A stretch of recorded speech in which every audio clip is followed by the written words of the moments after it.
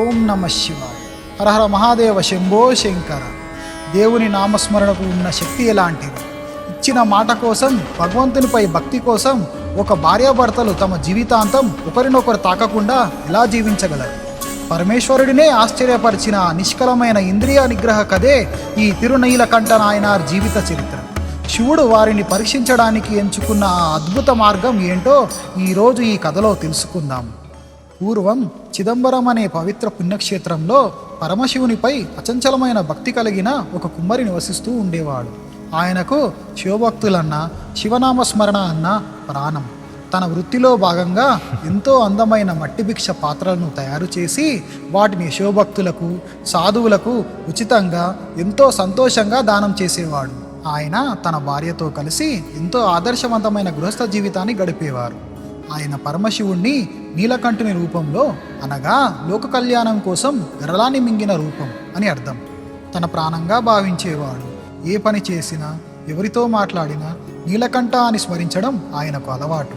అందుకే ఆయనకు తిరునీలకంఠ నాయనార్ అని పేరు వచ్చింది. లోకాన్ని కాపాడడం కోసం ఆ పరమేశ్వరుడు హాలాహలాన్ని మింగాడు. అలాంటి స్వామి పాదాలను ఆశ్రయిస్తే మన పాపాలన్నీ తొలగిపోతాయి అని ఆయన ఎప్పుడూ తన మిత్రులకు, చుట్టుపక్కల వారికి చెబుతూ ఉండేవారు. కానీ ఎంతటి సద్గుణాలున్నప్పటికీ ఒకరోజు నాయనార్ కాము మోహానికి లోనై ఒక వేశ్య ఇంటికి వెళ్ళాడు. ఆయన ఇంటికి తిరిగి వచ్చినప్పుడు ప్రతివ్రత అయిన ఆయన భార్యకు ఈ విషయం తెలిసిపోయింది. ఆమె మనసు తీవ్రంగా గాయపడింది. అయినప్పటికీ ఆమె పైకి కోప్పడకుండా ఎప్పటిలాగే భర్తకు పరిచర్యలు చేస్తూ ఉంది. కానీ మానసికంగా ఆయనకు దూరంగా ఉండాలని నిర్ణయించుకుంది.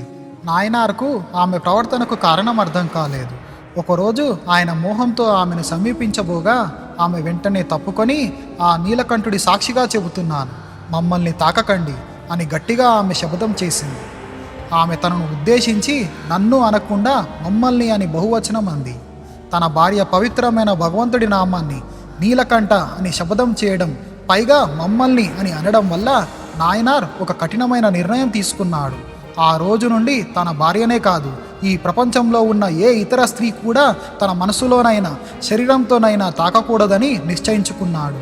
ఈ రహస్యాన్ని వారు బయట ప్రపంచానికి ఎక్కడా చెప్పుకోలేదు, రచ్చ చేయలేదు. ఒకే ఇంట్లో ఉంటూనే ఒకరినొకరు తాకకుండా ఎంతో పవిత్రంగా జీవించారు. అలా సంవత్సరాలు గడిచిపోయాయి.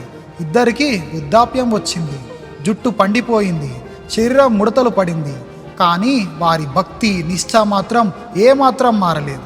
తన భక్తుడి యొక్క ఈ అసమానమైన ఇంద్రియ నిగ్రహాన్ని, భక్తిని లోకానికి చాటి చెప్పాలని పరమేశ్వరుడు తలచాడు.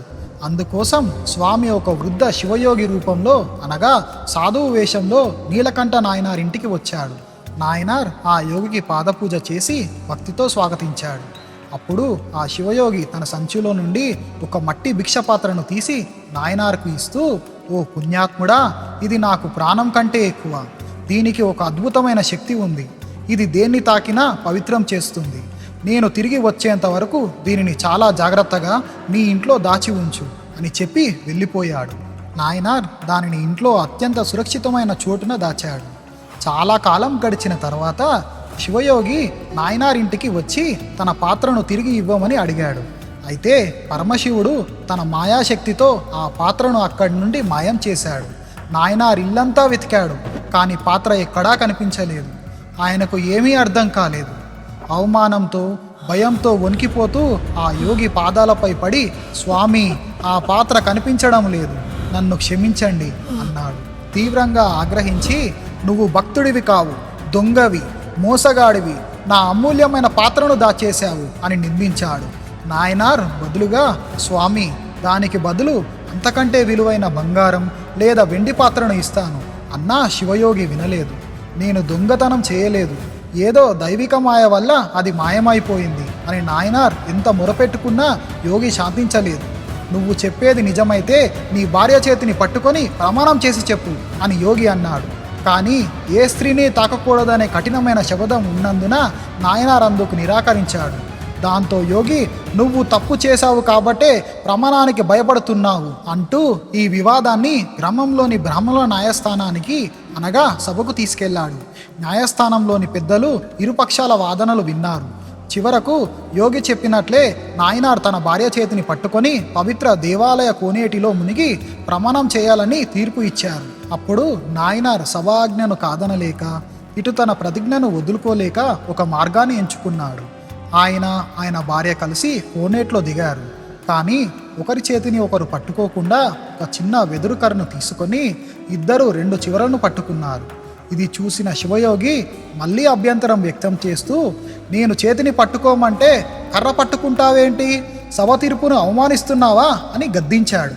ఇక లాభం లేదనుకొని నాయనార్ తన జీవితంలోని ఆ సుదీర్ఘ రహస్యాన్ని, తన భార్య తీసుకున్న శపథాన్ని, ఇన్నేళ్లుగా తాము పాటిస్తున్న బ్రహ్మచర్యాన్ని సభ అందరి ముందు నిజం చెప్పేశాడు. అది విని సభలోని వారంతా ఆశ్చర్యపోయారు. సభలో అందరికీ వివరంగా చెప్పిన తరువాత నాయనార్ మరియు ఆయన భార్య ఆ పరమేశ్వరుణ్ణి మనస్ఫూర్తిగా స్మరించుకుంటూ ఆ కర్ర యొక్క రెండు చివరలను గట్టిగా పట్టుకొని ఒకరినొకరు తాకకుండా ఆ పవిత్ర కోనేటి నీటిలో పూర్తిగా మునిగిపోయారు. ఆ సమయంలో కోనేటి నీరు దైవిక కాంతితో మెరిసిపోయింది. వారు నీటిలో నుండి పైకి లేవగానే అక్కడ ఒక పెద్ద అద్భుతం జరిగింది. వారి ముసలితనం, పండిన జుట్టు, ముడతలు పడిన చర్మం అంతా మాయమైపోయి ఇద్దరు 20 ఏళ్ల నవయౌవన సౌందర్యంతో దైవిక కాంతితో మెరిసిపోతూ బయటికి వచ్చారు. అదే సమయంలో ఆ శివయోగి రూపం అదృశ్యమైపోయింది. ఆకాశంలో తెల్లటి నంది వాహనంపై పరమేశ్వరుడు, పార్వతీదేవి కలిసి దివ్య మంగళ స్వరూపంతో ప్రత్యక్షమయ్యారు. ఆకాశం నుండి బంగారు కాంతి కిరణాలు ఆ దంపతులపై పడ్డాయి. స్వామి వారిని ఆశీర్వదిస్తూ, మీ ఇంద్రియ నిగ్రహానికి, మీ పవిత్రమైన భక్తికి నేను సంతోషించాను. ఇకపై నిత్య యవ్వనంతో మీరు నా కైలాసంలో శాశ్వత స్థానాన్ని పొందుతారు అని ఆ పార్వతీ పరమేశ్వరులు వారిని అనుగ్రహించారు. చూశారు కదా, భార్య దేవుడి పేరిట చెప్పిన ఒక్క మాటను గౌరవించి కామ క్రోధాలను జయించి నిష్కలమైన భక్తితో జీవించిన శ్రీ నీలకంఠ నారాయణుడు కథ మనకు నిగ్రహాన్ని, సత్యాన్ని నేర్పుతుంది. ఈ కథ మీకు నచ్చినట్లయితే తప్పకుండా లైక్ చేయండి, మీ మిత్రులతో షేర్ చేయండి. వచ్చే సోమవారం మరొక అద్భుతమైన నాయనార్ భక్తి కథతో మళ్ళీ మీ ముందుకు వస్తాను. అంతవరకు మన ఛానల్ని ఇప్పుడే సబ్స్క్రైబ్ చేసుకోండి. పక్కనే ఉన్న బెల్ ఐకాన్ని క్లిక్ చేయడం మర్చిపోకండి. హర హర మహాదేవ శంభో శంకర. ఓం నమః శివాయ.